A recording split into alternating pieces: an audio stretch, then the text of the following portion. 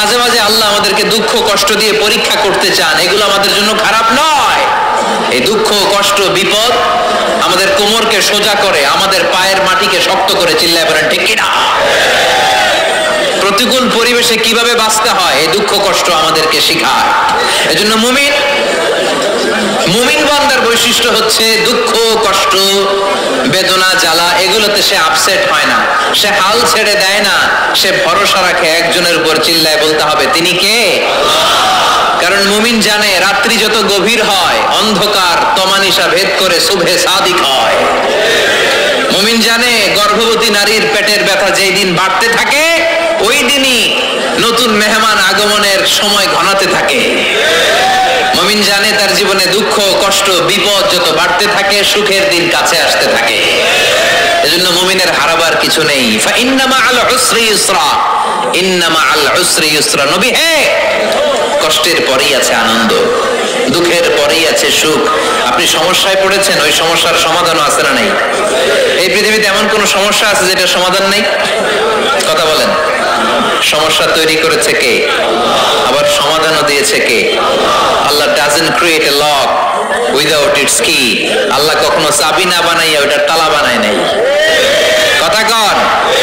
তালাও যেহেতু আছে ওই তালার চাবিও বানিয়েছে কে? মা আনজালাল্লাহু দান ইল্লা আনজালাল্লাহু লাহু শিফা।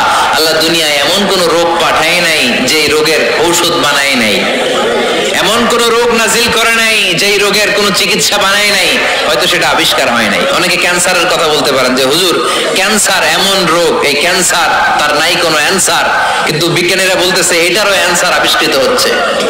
সুবহানাল্লাহ কইবেন না? কিছু কিছু ক্ষেত্রে হয়েও গিয়েছে।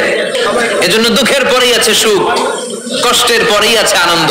এই দুনিয়াটাই এরকম, কষ্টের পরই আনন্দ। দেখবেন তারাবির নামাজ 20 রাকাত পড়তে কষ্ট লাগে না? কোমরে ব্যথা, হাঁটুতে ব্যথা, কিন্তু 20টা রাকাত যখন শেষ করে মসজিদ থেকে বের হই একটা আনন্দ আছে না নাই? কষ্ট করে পরীক্ষার জন্য প্রিপারেশন নিলেন আপনি কয়েক মাস, কিন্তু ফলাফল যখন ভালো হয় তখন একটা আনন্দ আছে না নাই? সারাদিন রোজা রাখলেন রমজানে, কি কষ্ট, তৃষ্ণায় গলা ফেটে যায়, কিন্তু ইফতারির সময় যখন রুহ আফজার শরবতটা খাই কেমন লাগে? একটা আনন্দ আছে না নাই? এজন্য আল্লাহ বললেন ফাইন্না মাআল উসরি ইউসরান, ইন্না মাআল উসরি ইউসরা। ও নবী, কষ্টের দিন মক্কায় অল্প কিছু দিন, মদিনাতে আনন্দের দিন অপেক্ষা করছে। আমাদের জীবনে যে দুঃখ কষ্ট আসে আমরা ধৈর্য ধরবো, তাওয়াক্কুল করবো একজনের উপর, তিনি কে?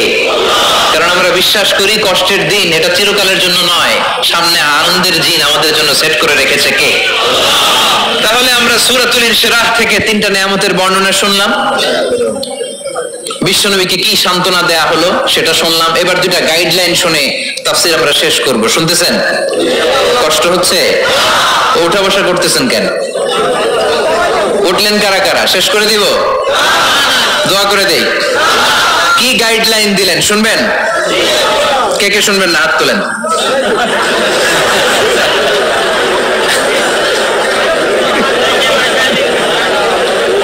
কষ্ট হইতেছে? গরম লাগতেছে না?